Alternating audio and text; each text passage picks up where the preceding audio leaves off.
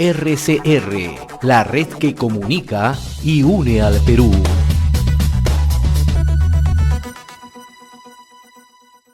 Vamos a trasladarnos hasta Tacna, hasta la zona sur del país, zona de frontera.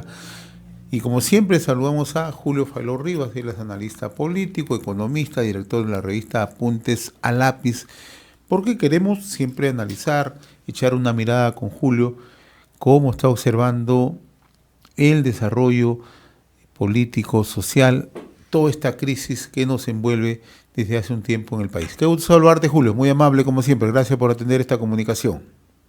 No, buenos días, José, y agradecerte como siempre la invitación, siempre a tu disposición.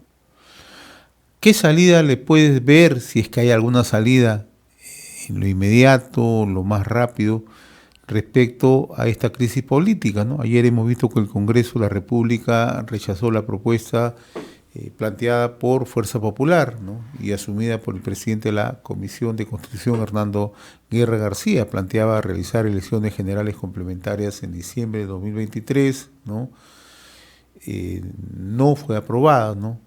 Pero también inmediatamente ha ingresado a debate otro dictamen, esta vez en minoría, del legislador Jaime Quito de Perú Libre, que plantea se realicen las elecciones este año, plantea un plazo de 4 meses y que además se pueda, en dicho proceso, se pueda consultar a la población si está de acuerdo o no con una asamblea constituyente. Pero en horas de la noche el Ejecutivo ha enviado una propuesta para el adelanto de elecciones para octubre de este año y una eventual segunda vuelta en diciembre de 2023.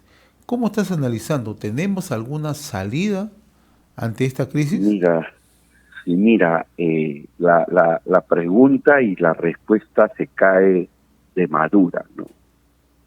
Yo lo que te puedo decir, antes de decírtelo literalmente, es el nivel de grado de irresponsabilidad a la que ha llegado el Congreso de la República y sus partes, digamos, en este caso, ¿no? O sea, estas jugadas de cada uno, que cada agrupación política hace, de miras a las elecciones, definitivamente para mí van a estar más cerca de lo que nosotros nos imaginamos, es darle la espalda a un 73% de peruanos que piden elecciones adelantadas para el año 2023. En este caso, sin querer queriendo, los extremos una vez más vuelven a juntarse, ¿no? Y lo que ha sucedido en términos prácticos es que se ha bloqueado la demanda más sentida de la población, ¿no? Y sobre la cual el pueblo ha entregado más o cerca de 60 vidas a esta causa, o sea, la causa del adelanto de las elecciones, que cada día ha venido creciendo en cuanto a demanda o alineándose las demandas de las comunidades, ¿no? Como nosotros lo hemos venido denunciando desde hace algún tiempo, es un plan siniestro de estos extremistas para intentar quedarse hasta el año 2026, sin importarles cuántas vidas más van a costarle al país, ¿no? Que el Congreso, por ejemplo, se haya tirado abajo la aspiración de una inmensa mayoría de peruanos a tener nuevas autoridades políticas, con una aprobación de apenas el 7%, es una muestra de lo que son capaces de hacer, ¿no?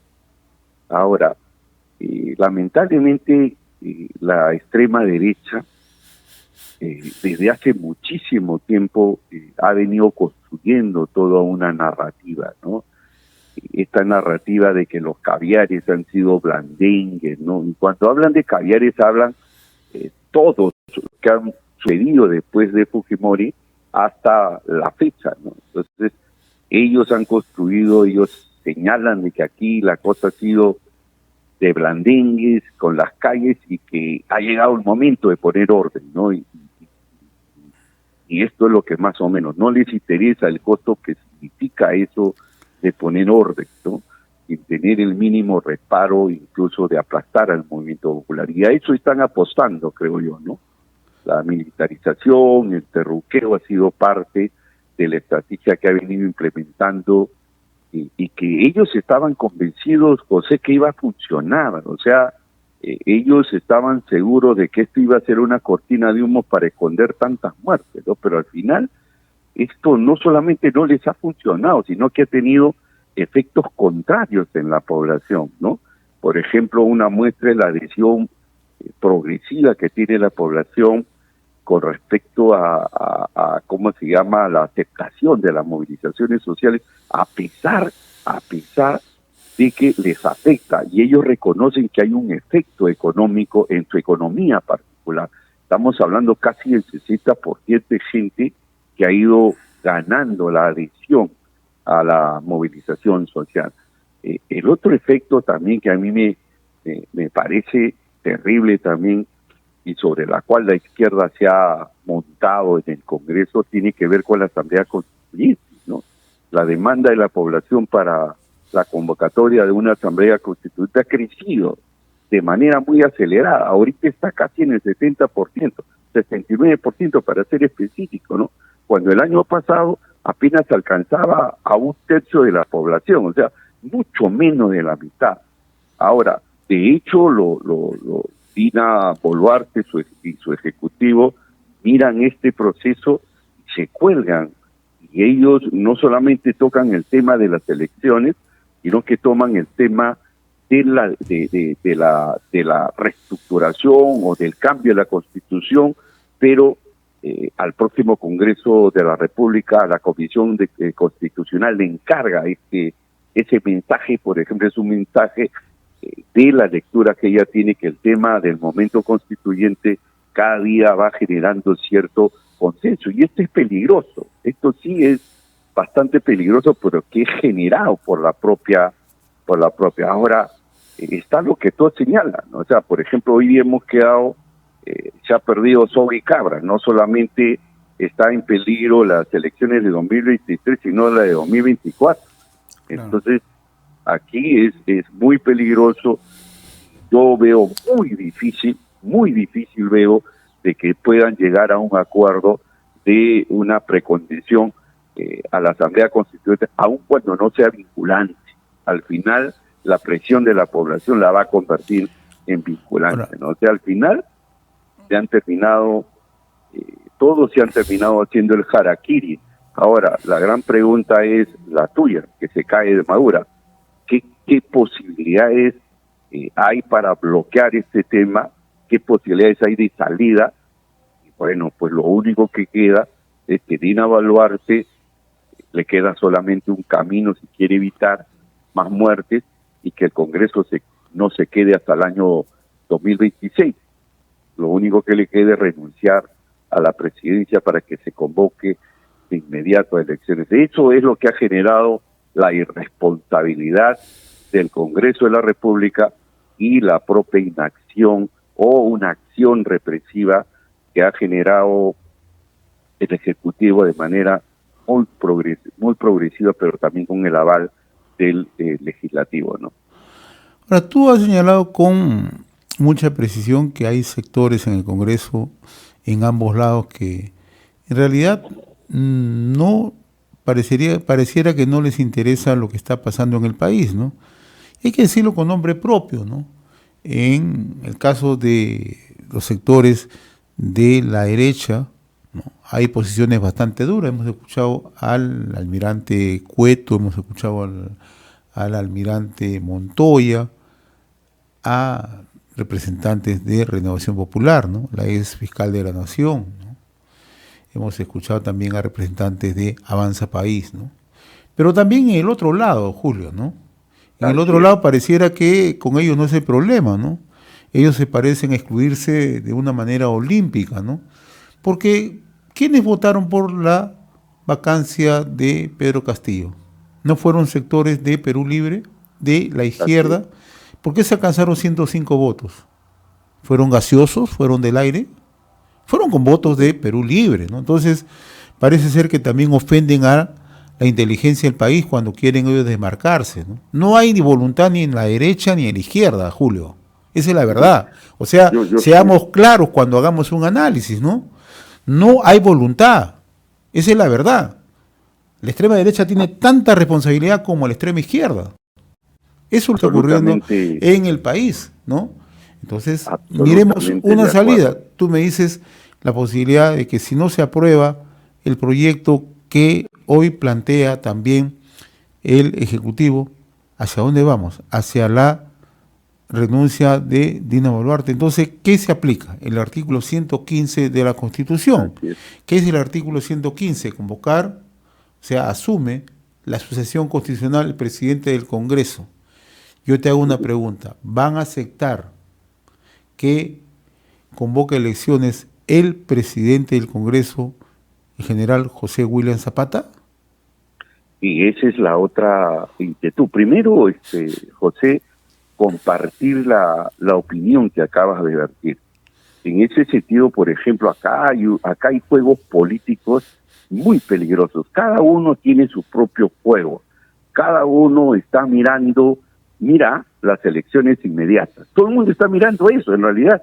Ellos saben que se han puesto la soga en el cuello y que el camino, el próximo paso que se va a dar es un paso muy crítico, ¿no? Muy, muy crítico y muy peligroso además, ¿no? Porque todo va a depender, porque definitivamente lo que tú señalas, el próximo paso, que es la sucesión como corresponde constitucionalmente, también va a generar un conflicto, sobre todo, José, cuando hay una mirada de un sector muy duro de decir, ¿sabes qué? No vamos a las elecciones hasta el año 2026, o solamente va a haber elecciones de la presidencia de la República, más no del Congreso.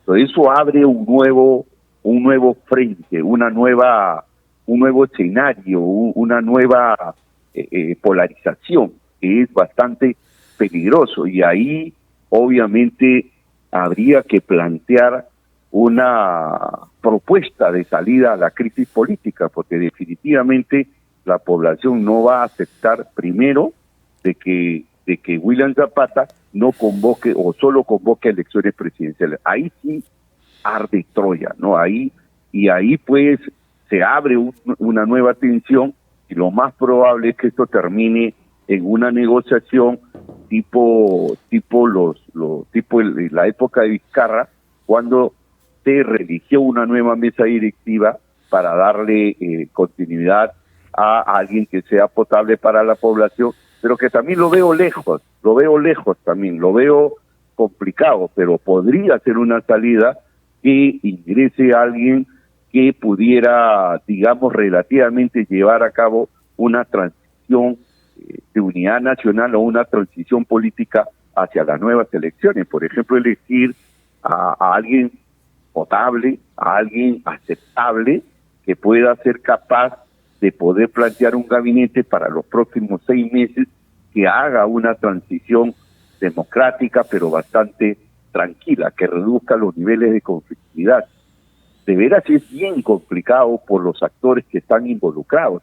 Ahora, lo que estamos conversando en este momento, lo que te estoy no planteando yo, porque en realidad esta idea ya la vienen esbozando los sectores que han planteado o que forman parte de la movilización social. Hay incluso un sector de gobernadores que está planteando esta salida.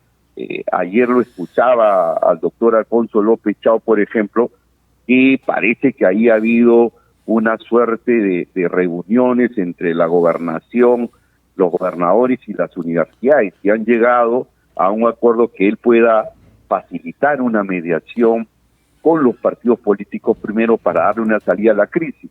Yo creo que esto debería extenderse a los movilizados, o sea, tratar de poder lograr conversar, sobre todo, te digo, en el sur, porque en el sur está la tensión más fuerte, mucho más fuerte que incluso en el norte, ¿no?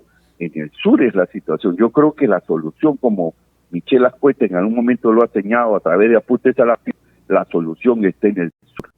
Y ahí sería interesante que se pueda abrir una mesa de negociación, primero bilateral, porque de lo que se trata es de recoger qué cosa es lo que quiere cada parte, para poder llegar a un arreglo político, ¿no? Entonces es necesario, José, es necesario construir interlocutores que permitan canalizar estas iniciativas para la salida de la crisis del país. Por ejemplo, digo, están los ronderos, hay que conversar con los ronderos, están movilizados. Hay que conversar con los presidentes de las comunidades, que ellos elijan sus representantes. Hay que conversar con los frentes, con el frente, creo, de los intereses, no recuerdo, de la organización de Puno ahorita, la central de barrios, por ejemplo. ¿Es posible hacer eso? Yo creo que sí, pero hay que construir esos interlocutores válidos para empezar a recoger las propuestas y empezar a darle salidas más sostenibles. Ahora, las demandas de la población, las movilizaciones, tienen una agenda que difícilmente se va a cumplir en su totalidad. Ese es el otro gran problema, Julio, ¿no? O sea, las demandas son atendibles en cuanto a encontrarle soluciones, sobre todo de un mejoramiento en calidad de vida, un mejoramiento en que exista una mayor presencia del Estado, un mejor nivel de inversión, una mejor facilitación para que las obras se concluyan, etcétera, etcétera. Esas son demandas atendibles. Las otras demandas de carácter político, como se están presentando, claro, está acá disminuido, ya no se habla de la excarcelación de Pedro Castillo, y eso me demuestra a mí que en el fondo sí sabían que eso no era posible, pero lo trajeron a una mesa, a una agenda para agudizar más la situación, ¿no? Entonces, cuando tú dices de muy buena fe, podemos tender puentes, ¿no? Pero cuando uno conversa, Julio, con representantes en Puno, en Cusco, es muy difícil que alguien te diga abiertamente si quiero conversar. No sé si será por los temores, o no sé si será porque es una decisión tomada, ¿no? Permíteme algo, sí, José, cómo no, permíteme algo que para mí es muy importante para podernos entender a qué cosa me refiero. Mira, la situación es tan tensa que no es inviable que la presidenta renuncie y que la situación, por ejemplo, en el caso del Congreso, suceda lo que la población quiere, ¿de acuerdo? O sea, esa situación está bastante cerca, ¿no? Si no hay una salida, el día de hoy simplemente lo único que quede es eso. No creo que nadie quiera que al final del año tengamos 365 muertos. Eso es terrible. Eso, yo creo que eso no va a suceder. Yo creo que al final nos han llevado al extremo tal que esa solución que parece compleja, ahora se abre, lo que estábamos conversando, es que se abre una posibilidad de que William Zapata, por ejemplo, lo suceda y que la gente diga, no, hay que negociar eso, o hay que negociar cuáles son las salidas que las comunidades están planteando, pero las atendibles, porque estamos dentro de un Estado de Derecho que tiene que respetarse. Ese término que tú utilizas es interesante, Estado de Derecho, pero lo que pasa es que estamos vulnerándolo en cada momento, Julio.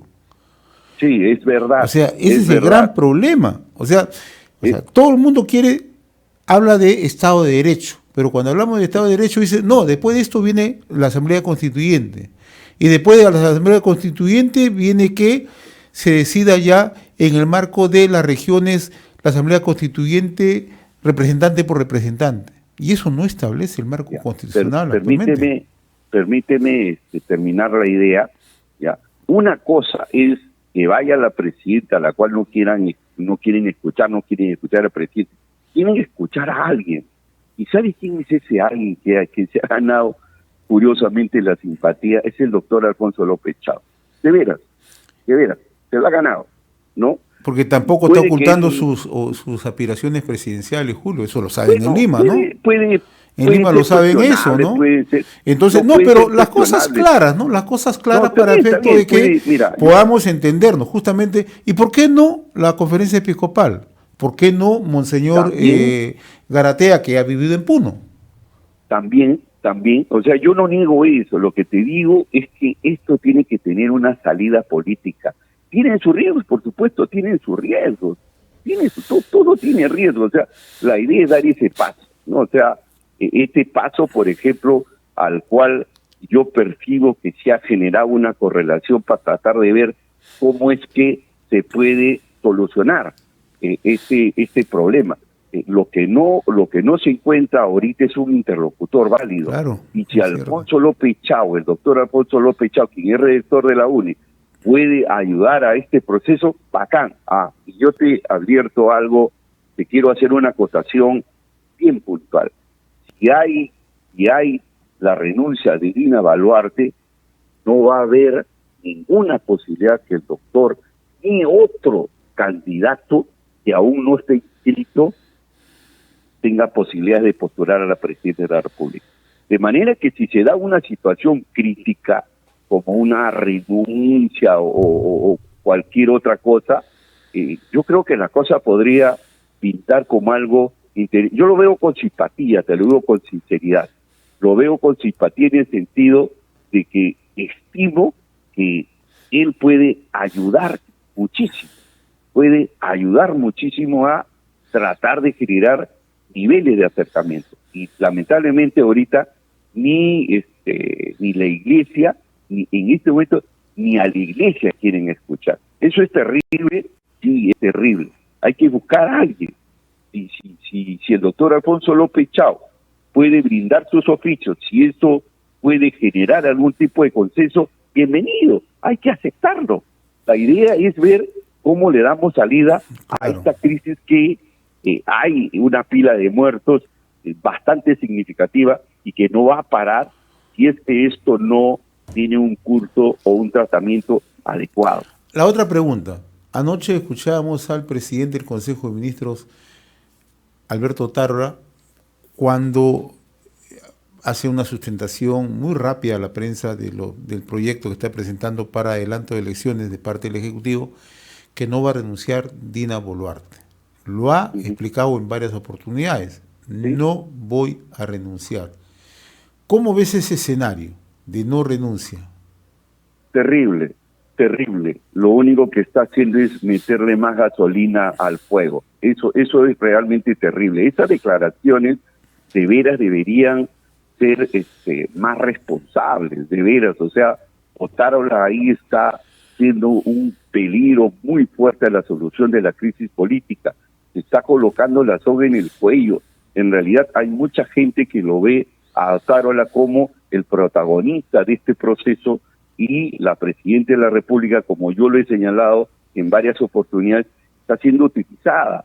Finalmente la derecha encontró una persona capaz de poderla hacer avanzar hacia los propósitos que ellos tienen, que es avanzar hacia el año 2026.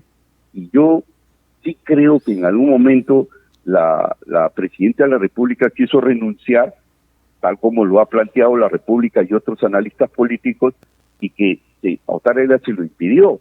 Entonces yo ahí estoy viendo cosas raras que hay que empezar a sincerarlas. Y ahí Otárola está jugando un rol muy peligroso. La propuesta de adelanto de elecciones, que esta iniciativa legislativa es prácticamente, si tú la lees, es la misma que ha rechazado el Congreso de la República. No hay más.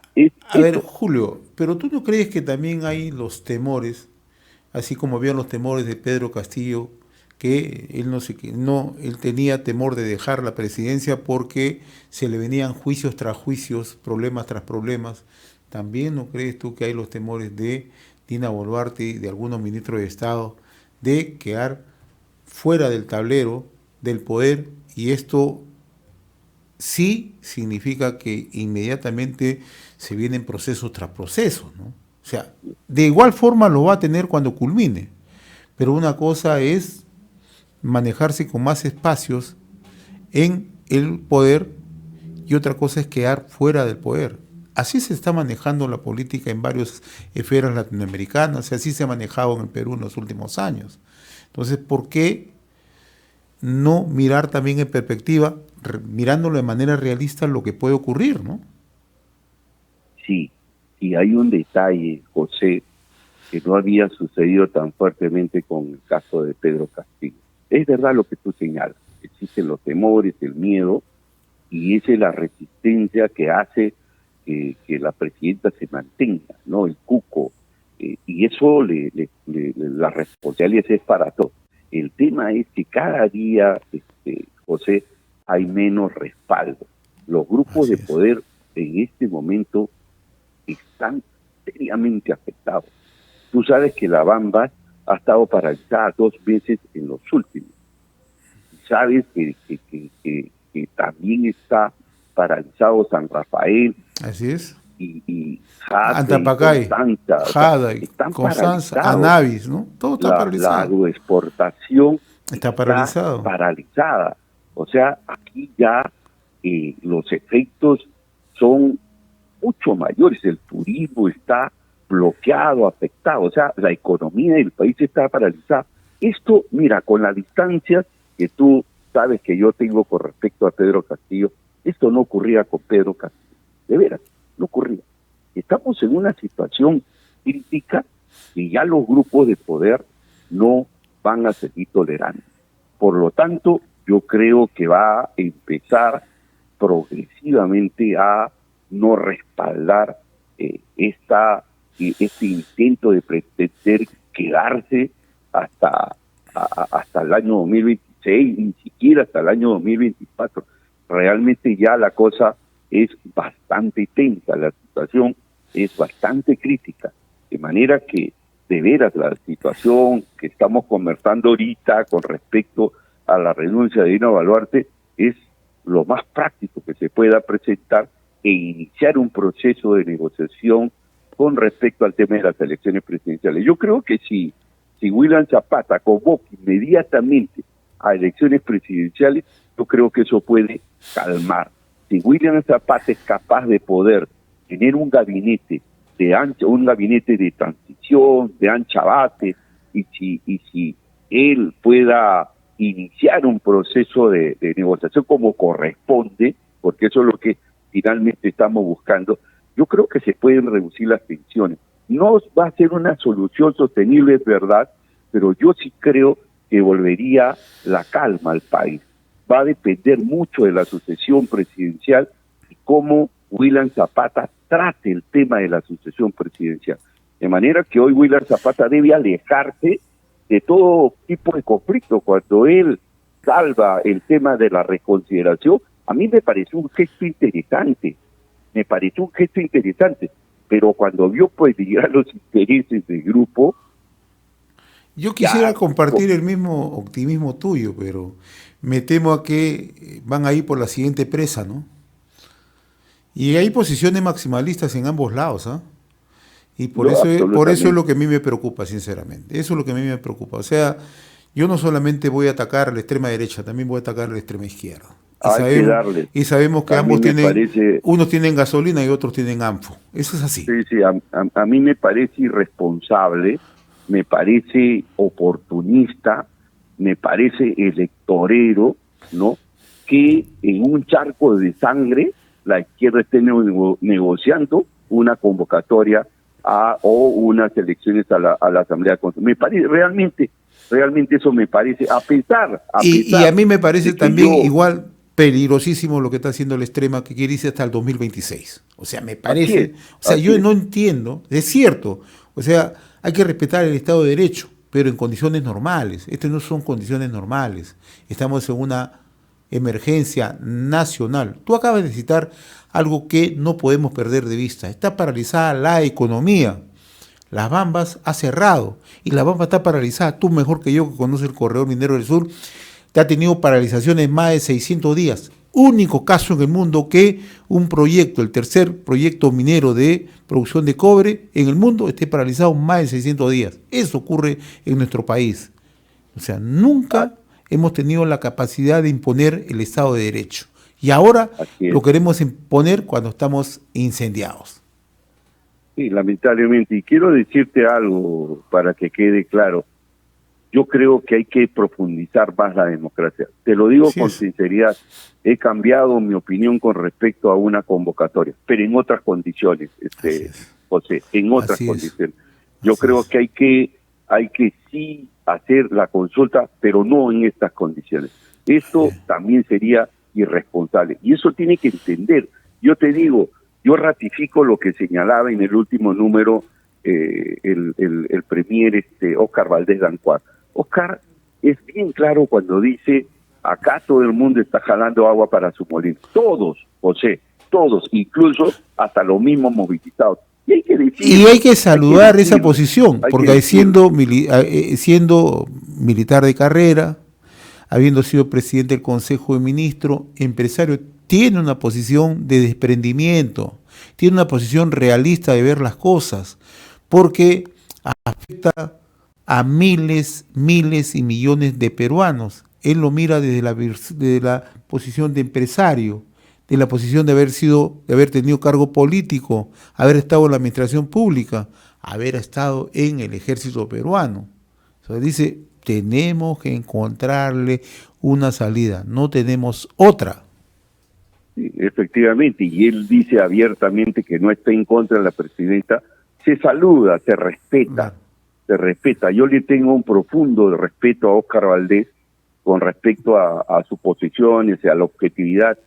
Muy y sincero, su es rol muy sincero, es muy sincero. como empresario. Claro. ¿No?